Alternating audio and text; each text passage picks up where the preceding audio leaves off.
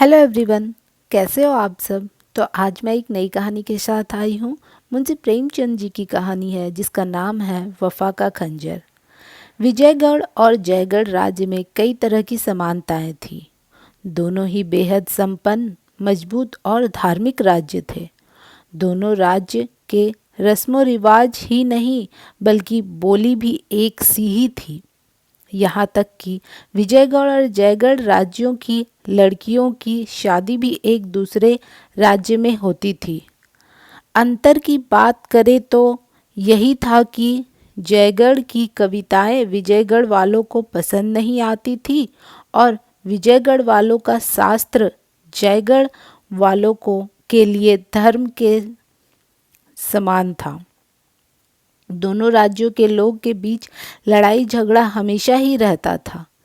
इन राज्यों में किसी में भी तरक्की से जुड़ा कोई कार्य होता तो दूसरा राज्य वाला यह समझता था कि उनसे उनका नुकसान होगा। ऐसा नहीं है कि इन तरक्की के कार्यों में सिर्फ कम पढ़े लिखे लोगों को परेशानी होती थी, बल्कि विद्वान लोग भी सिर्फ आपसी ईर्ष्या की वजह से उसे खराब ही कहते थे।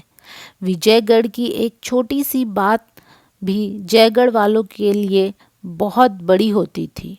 उनके मन में होता था कि इसका बदला हम विजयगढ़ वालों से लेंगे।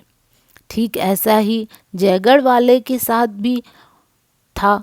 दोनों राज्य इसी कोशिश में रहते थे कि कुछ ऐसा करे कि सामने वाले का अस्तित्व ही खत्म हो जाए।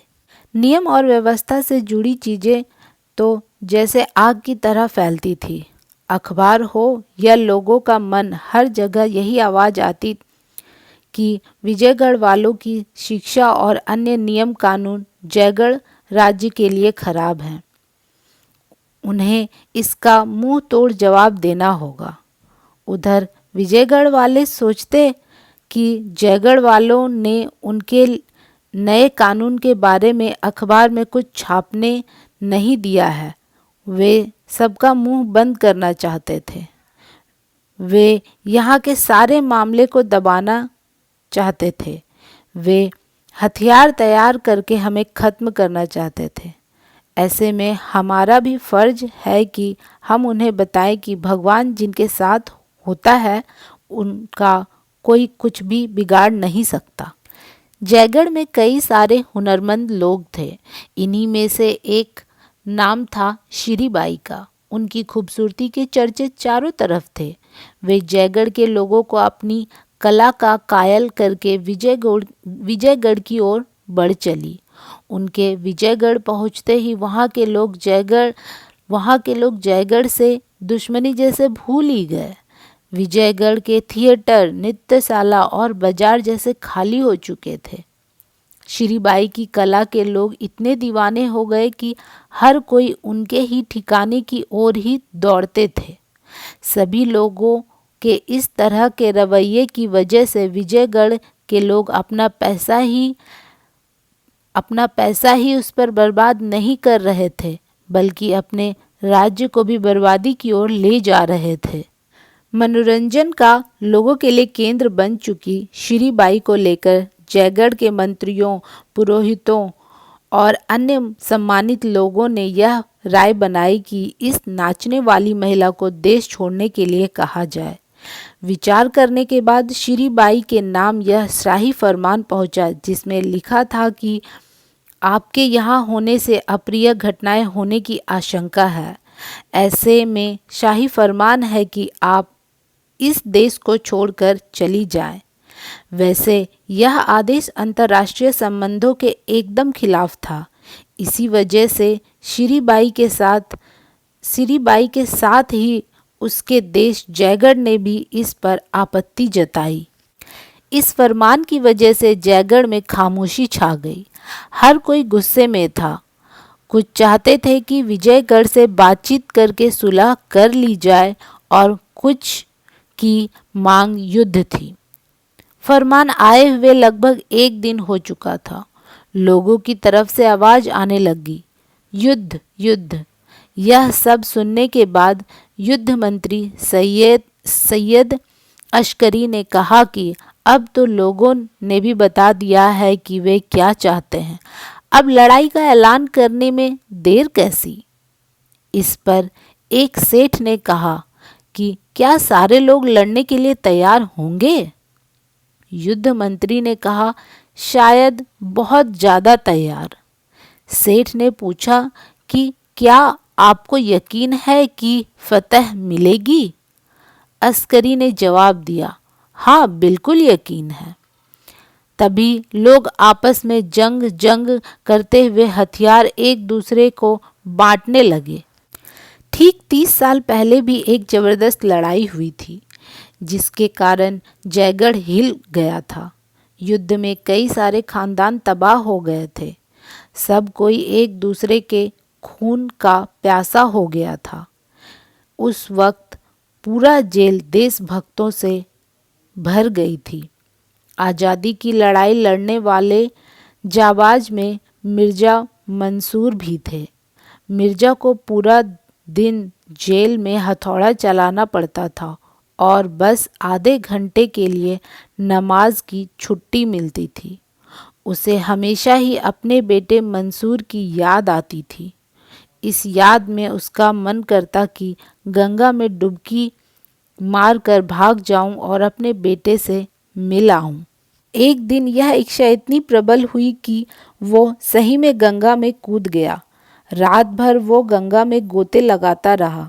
किसी तरह सुबह वह किनारे तो पहुंचा, लेकिन उसके शरीर में बिल्कुल जान नहीं बची थी।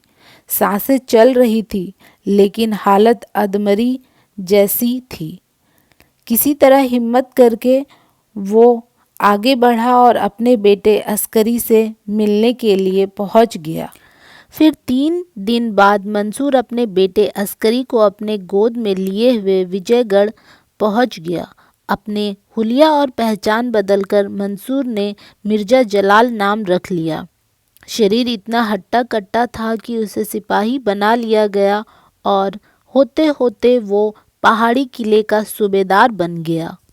भले ही वो जयगढ़ को पीछे छोड़ आया था, लेकिन देशभक्ति उसके दिल में कूट कूट कर भरी हुई थी। वो हमेशा अपने बेटे अस्करी को जयगढ़ दिखाकर कहता कि वो तुम्हारा वतन है, वहीं के तुम हो। जब भी तुम्हें मौका मिले अपने देश की सेवा करने से पीछे मत हटना। पिता की इन सभी बातों से अस्करी के दिल में बड़ा प्रभाव पड़ता था। वे भी बड़े होकर बहुत बड़ा देशभक्त बना। वो सीधे विजयगढ़ से जयगढ़ गया और फौज में भर्ती हो गया और कुछ ही समय में अपने युद्ध कौशल से युद्ध मंत्री बन गया।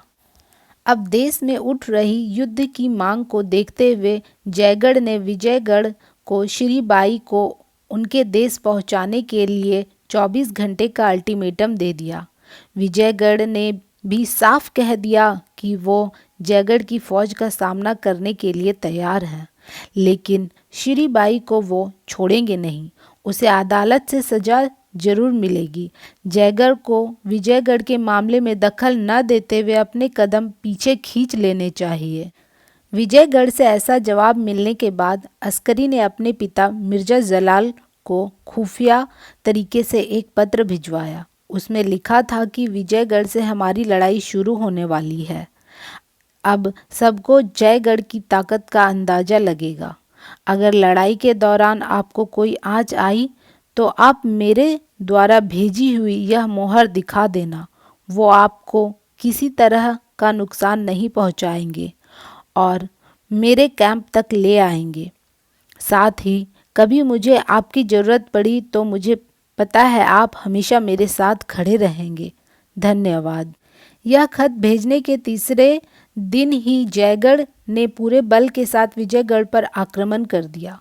दोनों राज्य की फौज का मुकाबला एक दूसरे से मंदौर से करीब 5 मील की दूरी पर हो रहा था।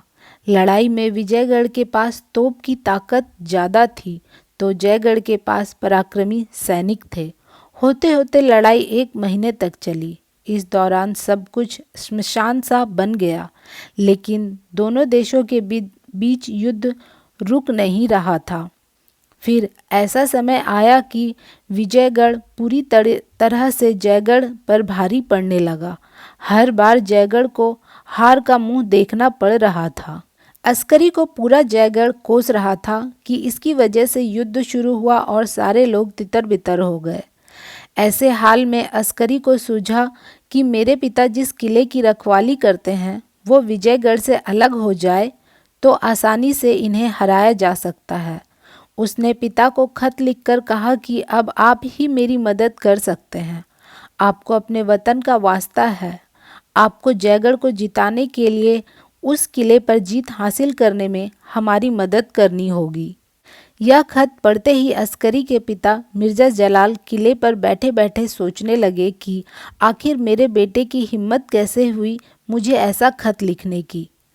मैं भले ही अपने वतन से बेहद प्यार करता हूँ, लेकिन विजयगढ़ ने मुझे मुसीबत के समय सहारा दिया है।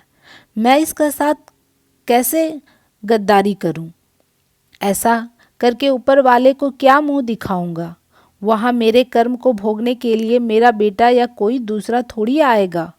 जो भी करूँगा उसे खुद ही भोगना पड़ेगा। तभी मन में हुआ कि बेटे का मोह कैसे छोड़ दूँ। जब तक शाम ढल गई थी और जयगढ़ में विजयगढ़ की अफसर की वर्दी पहना एक इंसान अस्करी के टेंट से बाहर निकला। फिर वो विजयगढ़ के घायलों की लाइन में जाकर जमीन पर तुरंत लेट गया। जैसे जैसे रात हुई जयगढ़ वालों ने विजयगढ़ के किले पर हमला कर दिया। इस अंधेरे में गोला बारूद उन्होंने चला दिया। आराम से सब कुछ करते तो कम से कम ज़्यादा लोगों की जान भी नहीं जाती और विजयगढ़ वालों को कुछ पता भी नहीं चलता। तभी मिर्ज़ा के मन में हुआ कि ये लोग यहाँ तक पहुँच तो नहीं पाएंगे और अगर पहुँच गए तो मुझे क्या करना चाहिए। फिर मन से आवाज़ आई कि 30 साल से जिस जगह से इज्जत मिली उसके साथ दगा करने की मैं सोच भी नहीं सकता। बस तो क्या था, करना है तो वो तय ही है। फिर अंदर से आवाज़ आई, क्या दगा करना हमेशा गुनाह होता है? अपने वतन के दुश्मनों को दगा करना गलत होगा क्या? तभी आसमान की तरफ से शोर होने लगा। शायद हवाई जहाज का शोर था। जयगढ़ वाले जीतते हुए नजर आ रहे थे। वे तेजी से किले की तरफ बढ़ रहे थे। मिर्जा के मन में हुआ कि ऐसा करना उनकी गलती है। किले का दरवाज़ा काफ़ी मजबूत है। किले के पास पहुंचते ही वहां से बंदूकें चलेंगी जिनके आगे एक घंटे भी टिक पाना मुश्किल होगा। मिर्जा ने सोचा कि इतने सारे लोगों की जान क्या मैं जाने दूं? यह सिर्फ लोगों की जान जाने से भी ज़्यादा खतरनाक है। जयगढ़ की पूरी सेना यहीं खत्म हो गई तो जयगढ़ की तबाही होना निश्चित है। ऐसा ही चला तो विजयगढ़ कल तक जयगढ़ पर जीत हासिल कर लेगा और मेरे देश की माँ बहनों की ज़िंदगी भी खतरे में आ जाएगी। क्या अपने मजहब और लोगों को विजयगढ़ का इस तरह से निशाना बनने के लिए छोड़ दूं? उफ, ये जहरीली गैस किले के अंदर से कैसे आ रही है? क्या किसी जयगढ़ वाले ने कुछ किया होगा? ओह, यह तो यहाँ से सैनिक भेजे जा रहे हैं और किले की छत पर तोपों को चढ़ाया जा रहा है।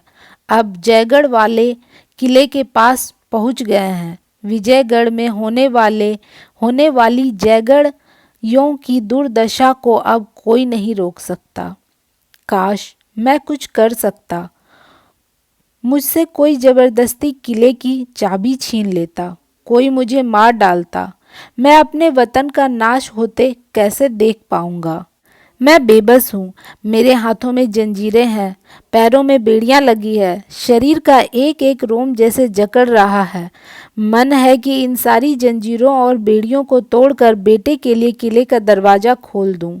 पता है मुझे ये सब गुनाह है, लेकिन अब इससे क्या डरना।